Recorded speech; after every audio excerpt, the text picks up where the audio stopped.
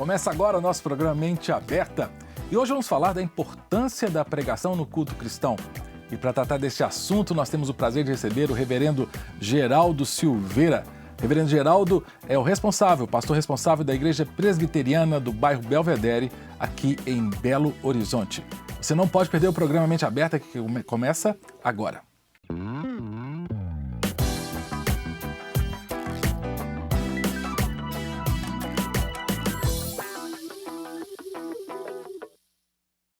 É um imenso prazer receber o reverendo Geraldo aqui no Mente Aberta. Tentei por muito tempo trazê-lo e finalmente conseguimos. Reverendo Geraldo, obrigado, querido, por vir ao Mente Aberta. Eu que agradeço o convite, o privilégio de estar com você. Deus tem planos, e nos planos de Deus eu tinha muitos compromissos, mas graças a Deus eu consegui um horário na agenda para estar com vocês aqui. Alegria muito grande. Reverendo Geraldo, tenho a alegria de trazê-lo aqui porque ele pastor do meu filho Mateus, não é? E sempre que eu ia visitar a igreja presbiteriana do Belvedere, pastor Geraldo, reverendo Geraldo pregando, eu sempre admirei muito a solidez bíblica das suas mensagens, reverendo. E comentava isso com a minha esposa, com o meu filho. Essa questão da pregação, como começou na sua prática ministerial a ênfase na pregação? Bom, eu já tenho 35 anos de ministério. Desde o início do meu ministério, eu sempre li muito sobre homilética, sempre me preocupei com a exposição fiel da palavra, né? Eu costumo dizer que não é a pregação, é a pregação da palavra, é a pregação bíblica, né? E eu sempre me preocupei com isso, me preocupei em que não sou eu que falo, é Deus que tem que falar, é a Bíblia que tem que falar. E uma vez eu lendo o livro de John Stott, eu vi uma frase que ele dizia que o pregador tem que ter a convicção de que entre ele e o auditório tem uma palavra aberta. E essa palavra é a palavra de Deus. E ele tem que ser fiel na interpretação, na exposição daquela palavra. E isso mudou a minha vida, isso mudou a minha forma de expor a palavra de Deus. Mas quando o senhor prepara uma mensagem, reverendo, quais são as preocupações que o senhor tem quando está preparando? Eu sei que o senhor lê muito, sua biblioteca eu conheço, é imensa.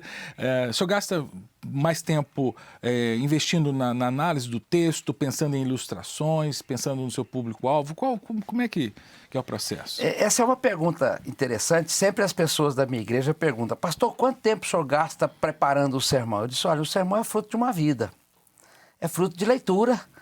Tem 35 anos de ministério, eu leio razoavelmente bem, leio menos do que eu gostaria. Eu gostaria de ler mais.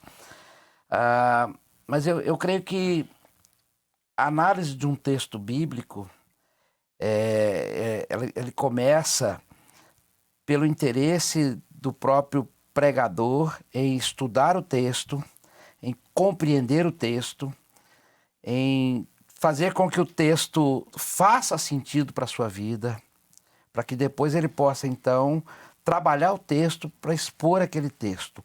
Eu costumo dizer que o sermão, ele pode estar prontinho, mas ele ainda não é um sermão. Ele só se transforma num sermão quando você está expondo do púlpito aquela mensagem. No primeiro momento, é fruto de um estudo. É verdade que você tem que estudar o texto nas línguas originais, ver as variantes do texto, você tem que aplicar um pouco da teologia bíblica e até da teologia sistemática, embora não seja muito a minha área, eu gosto mais da teologia bíblica.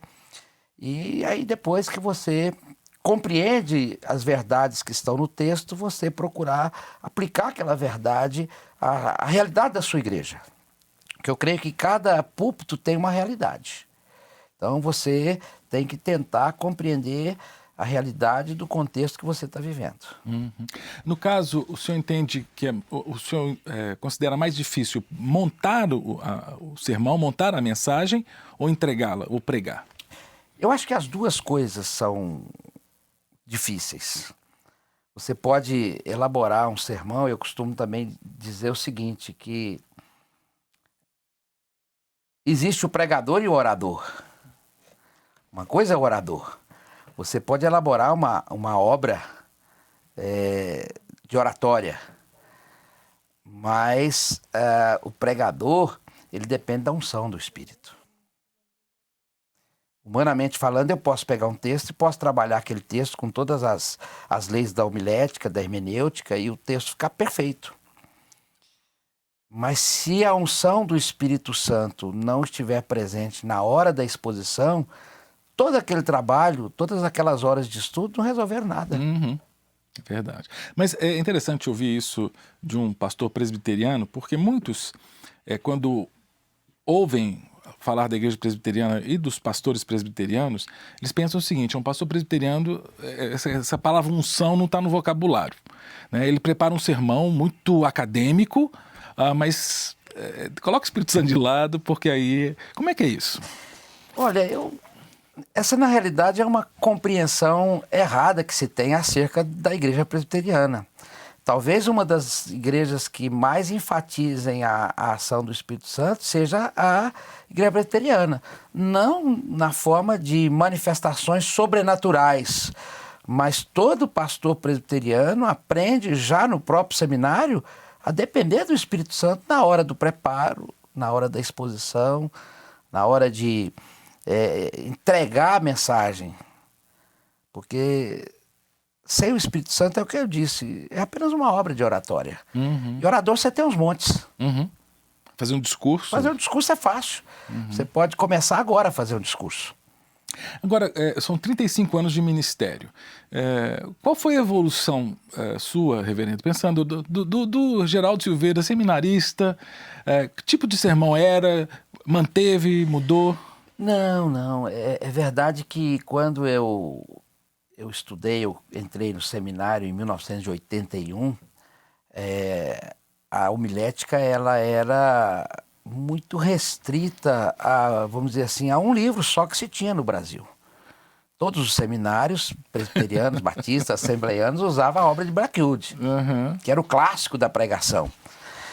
Já no meu segundo ano de seminário, a gente começou a ouvir falar de pregação expositiva. E de um tempo para cá, a pregação ou as cadeiras de homilética no seminário, elas trabalham muito essa questão da pregação expositiva, né?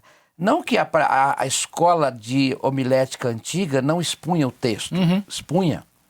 Né? Eu mesclo muito no meu pastorado as duas escolas. Quando eu quero pregar, por exemplo, eu sinto o desejo de pregar sobre um personagem da Escritura, por exemplo, é lógico, eu vou às minhas lições do velho mestre, aonde eu vou pregar um sermão biográfico, e aí eu tenho uma linha aonde eu vou expor. Uma linha... Eu exponho muito livros da Bíblia. Sim. Sequenciais. Né? Então, você, evidentemente, numa exposição de um livro da Bíblia, você tem que usar a escola expositiva. Sim. Que é mais fácil para você transmitir. Ela é mais difícil para você estudar. É verdade. Um sermão tópico, por exemplo, ou textual, você pega o texto e você tira lições ali e aplica. Um sermão expositivo, você tem que usar um pouco mais de estudo. Hermenêutica, homilética, exegese de um texto, ver quais são as variantes do texto, né? No caso, pensando no púlpito, o púlpito como lugar, mas o ministério que está ali, né, centralizado, que é a pregação. Na história da igreja, o púlpito sempre foi valorizado. Como é que entra a questão da pregação? Porque a gente vive momentos hoje em que o púlpito não é tão valorizado nas igrejas. Na história da igreja reformada, vamos dizer assim, nós sempre tivemos grandes pregadores, né? Nós tivemos, por exemplo, no final do século XIX, Spurgeon. O púlpito de Spurgeon era um púlpito admirado pelas pessoas, né? Várias pessoas saíram para ouvir Spurgeon na Inglaterra. Nós tivemos, por exemplo, nos Estados Unidos, Moody. Era um grande expositor bíblico. Então, o púlpito sempre na história da igreja foi valorizado. Nós tivemos um grande púlpito também que foi João Calvino. Sim. João Calvino, na igreja de Genebra, ele expunha as escrituras. Há, inclusive, um fato de que quando João Calvino deixou a igreja de Genebra por questões políticas internas e foi para outro lugar, passado alguns anos, convidaram Calvino de novo. E ele volta para a igreja e ele então assume o púlpito no domingo e ele diz, como nós estávamos dizendo no domingo passado, quer dizer, já tinha anos que ele tinha saído, ele continua a exposição na sequência que ele parou. Que coisa. Então o púlpito sempre foi algo valorizado na igreja reformada. Nós não conseguimos, eu particularmente digo que uma igreja reformada, ela não sobrevive sem a exposição da palavra. Você pode ter N atividades. Mas se você não tiver a exposição séria da palavra, a igreja não sobrevive.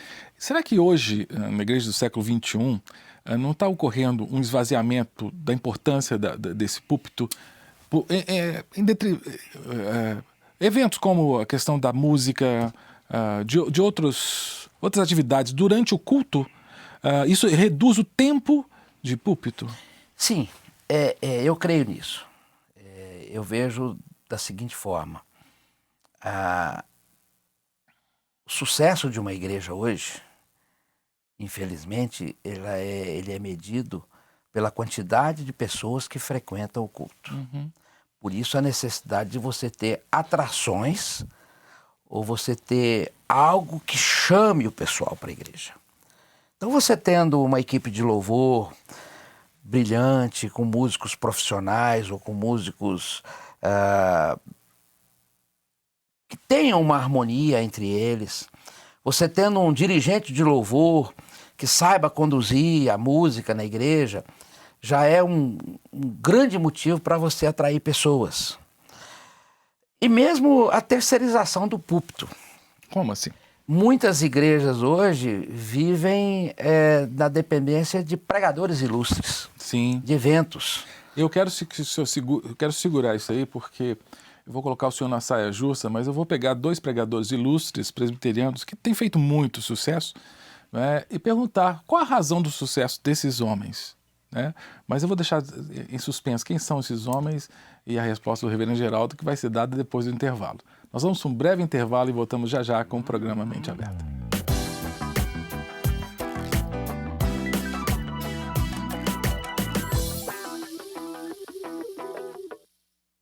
Estamos de volta com o nosso programa Mente Aberta, hoje conversando com o reverendo Geraldo Silveira sobre pregação, a importância da pregação no culto cristão. E eu fiz uma pergunta, uma provocação, acerca de 2 homens que Deus tem levantado no Brasil, ambos presbiterianos, que têm muitas visualizações nos seus sermões na internet, no YouTube, e eu já vi diversos sermões deles. Um é o reverendo Augusto Nicodemos e o outro o reverendo Hernandes Dias. Reverendo Hernandes, inclusive, quando eu fiz seminário, reverendo Geraldo, na Palavra da Vida, ele era pastor em Atibaia, em Bragança Paulista. Né? E às vezes ia no seminário lá pregar, e já pregava e causava impacto. Qual é o segredo? Eu não sei se você sabe o segredo deles, mas qual o segredo para serem 2 presbiterianos com tanta audiência, mesmo fora da igreja presbiteriana? Eu creio que são 2 escolas diferentes de exposição da palavra. O reverendo Augusto é mais teólogo, é mais centrado na exposição bíblica. O reverendo Hernandes, ele trabalha um pouco mais temas atuais, temas do momento, mas também com respostas bíblicas. Então são 2 escolas diferentes. Eu creio que isso se dá também pela visibilidade que eles têm nos congressos de pastores, de líderes que eles têm sido convidados para falar. Né? Começa por essa visibilidade que lhes é dada em congressos de liderança. Mas nesse caso, por exemplo, a gente está citando os 2 irmãos, mas há vários pastores também que têm esse ministério itinerante. Eles não são... eu sei que ambos têm igrejas locais, sim, mas acabam tendo esse ministério itinerante. Como é que o senhor vê, sem uma crítica a qualquer pessoa, estou querendo fazer uma crítica a uma prática, o fato de ser pastor de uma igreja local e pregar dominicalmente naquela igreja? Qual a diferença de eu ser um pastor palestrante e eventualmente ir? Eu vi uma frase do reverendo Jeremias falando para pastores há um tempo atrás. Ele dizia o seguinte, que o pregador disse para ele que um sermão só fica bom depois de pregar 15 vezes. Uau! Então, a facilidade desses pregadores itinerantes pode pregar o mesmo que ele pode pregar o mesmo sermão em vários lugares. É verdade. 15, 20, 30, 40 vezes. Porque eles estão sempre com a agenda cheia. O pregador, para uma comunidade dominicalmente, a dificuldade é que ele vai ter sempre a limitação daquilo que a gente chama de oferecer o arroz com feijão. Ele vai sempre ter aquela preocupação com a igreja local. Determinados assuntos que podem ferir algum irmão da igreja que ele conhece.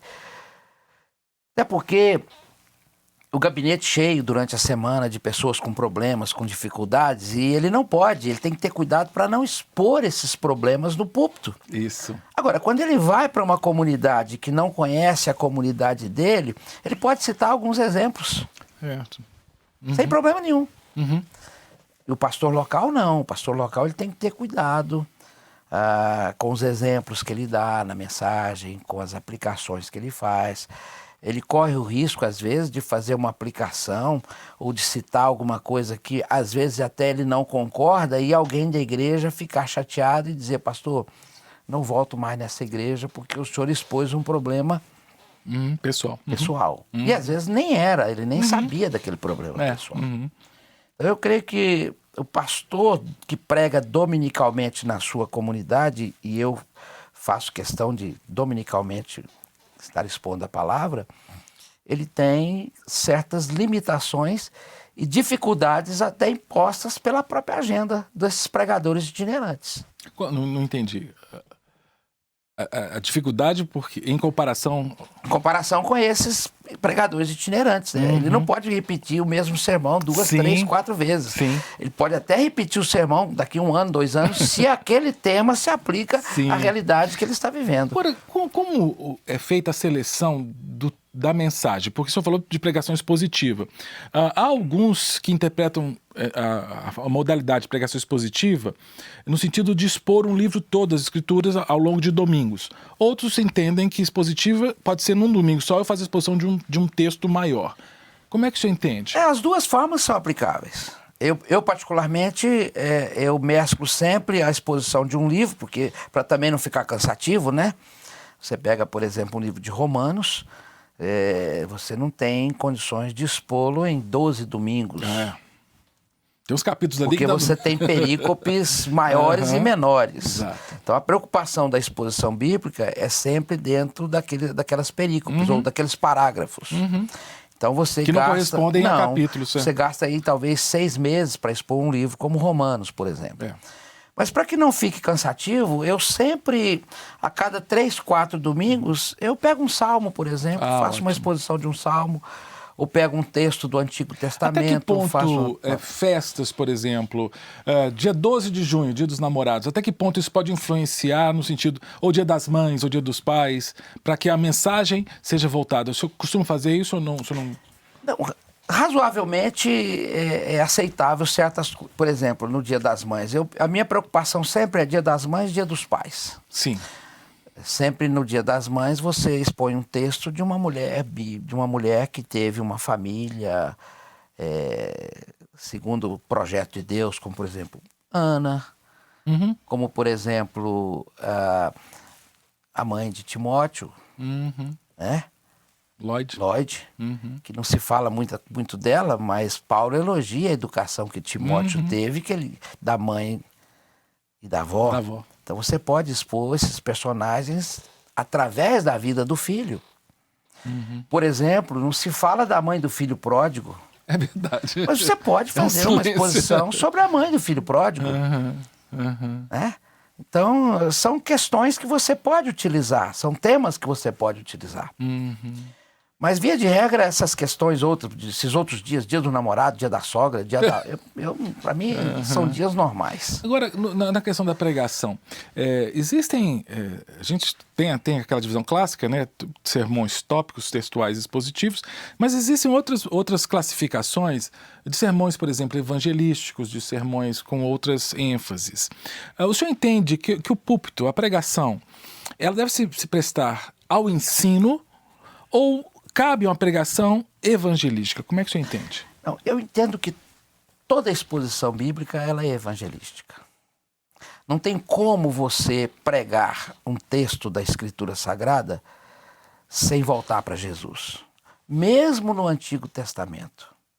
Porque quando você vai para o Antigo Testamento aponta para Jesus. É aquilo que Paulo fala em Colossenses. As coisas do passado são sombras da realidade. A realidade é Cristo. Então não tem como você falar da sombra sem falar da realidade. Então você tem, por exemplo, os personagens do Antigo Testamento que são tipos de Cristo. Ou seja, apontam para Cristo. Então toda exposição bíblica, ela é evangelística. Porque ela aponta para Cristo. Porque ela aponta para Cristo. E o evangelho é Cristo. Entendo. Então não tem como você dizer que essa pregação foi evangelística ou não. Não, é ensino, ele é evangelístico. Mas eu ouvi, não lembro eu até penso no nome, não vou citar porque posso estar errado, mas dizendo que essa estratégia, por exemplo, que nas igrejas batistas tradicionais era comum, de ter o sermão evangelístico e depois fazer o apelo, que isso não é normal na história da pregação bíblica, né? Bom, existe apelo e apelação. A gente precisa diferenciar isso também. A apelação é quando o pregador quer ver o fruto. E aí ele começa a chamar uma vez, 2 vezes, 3 vezes, 4 vezes, 5 vezes. Aí quando ninguém levanta e vai, ele fala assim, então agora se você entendeu a mensagem, fica de pé. Aí 2, 3 pessoas, agora você ficou de pé, vem pra frente. Existe o apelo. O que é o apelo? Se alguém ouvir a minha voz. É muito simples. Eu às vezes termino um sermão dizendo, se você ouviu a voz de Cristo nessa mensagem, abra o seu coração. Procure um dos pastores, um dos presbíteros, um dos líderes depois e conversa com eles. Eu não vejo problema nesse tipo de apelo, vamos dizer assim. Sim, você não vê problema. Não. Você está chamando a pessoa para uma compreensão maior do que o evangelho pode fazer na vida dela. Mas o púlpito, no caso, qual seria a prioridade do púlpito? Porque o senhor falou que toda pregação tem o quê de evangelismo. Mas a ênfase seria a profética, no sentido de falar a palavra de Deus, é isso? Sim. Toda pregação é profética. O pastor, o pregador, ele é um profeta de Deus. Então, o púlpito é o lugar onde você apresenta a palavra de Deus, ou vamos dizer assim, o púlpito é o lugar da voz profética. Você proclama o evangelho. Mas a qualificação de quem assume o púlpito tem que ser qual? Porque muitas igrejas estão diluindo o púlpito e julgando para grupos pequenos, para outros momentos, essa palavra profética. O grupo pequeno tem a sua importância na vida da igreja, até no aspecto de comunhão. Você convidar uma pessoa para ir na sua casa é mais fácil do que convidá-la para ir à igreja. Então, o grupo pequeno ele funciona dessa forma hoje.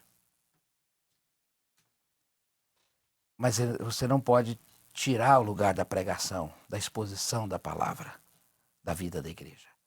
A centralidade da palavra não pode ser diminuída. Mesmo que a igreja enfatize o trabalho de células ou de grupos familiares. A palavra tem que ser exposta do púlpito da igreja. Agora, ela tem que ser exposta, porque no grupo pequeno há uma coisa mais dialogal. Sim. Mas a pregação, ela é monologal, é isso? Sim. Enquanto o pregador está ali expondo a palavra. Sim. Mas a partir do momento que ele desce dali, ele abre o leque para que as pessoas possam conversar com ele sobre aquilo. Há inclusive hoje em algumas igrejas presbiterianas um segundo momento do culto, onde o pastor expõe a palavra, termina o culto, os irmãos vão para um cafezinho, depois quem quiser volta para a igreja para debater o sermão com o pastor. Interessante. Algumas igrejas em São Paulo, no Rio de Janeiro, em Recife, eu sei de algumas igrejas que estão fazendo isso. As pessoas, depois do culto, depois do cafezinho, depois daquele momento, quem tem um pouco mais de tempo, volta para debater com o pastor, ou para aprender um pouco mais, aprofundar um pouco mais. E na hora da pregação tem que ter um começo, meio e fim, tem que Sim. haver uma unicidade da fala. É verdade, tem que ter, você tem que começar e terminar. Falar em terminar, nós temos que terminar o nosso programa. Que pena, Reverendo Geraldo. Foi um prazer. Que bom que o senhor pôde vir, viu? Espero que a gente ache mais espaço na sua agenda. Se eu puder dar uma última palavra, por favor. Eu gostaria de dar uma palavra para aqueles que estão me ouvindo, sejam membros de igreja, sejam pregadores, sejam leigos. Leiam bons livros sobre sermão. Todo pastor deveria ler uma vez por ano, pelo menos, um livro sobre pregação. Amém. Que ótimo. Depois dessa dica, vamos terminar o nosso programa Mente Aberta, agradecendo também a você que assistiu esse papo com o Reverendo Geraldo. Que Deus te abençoe, que Deus te guarde e te espero nos próximos programas Mente Aberta. Até lá. Não quer ficar um segundo por fora da nossa programação? Agora você pode nos acompanhar através das plataformas digitais.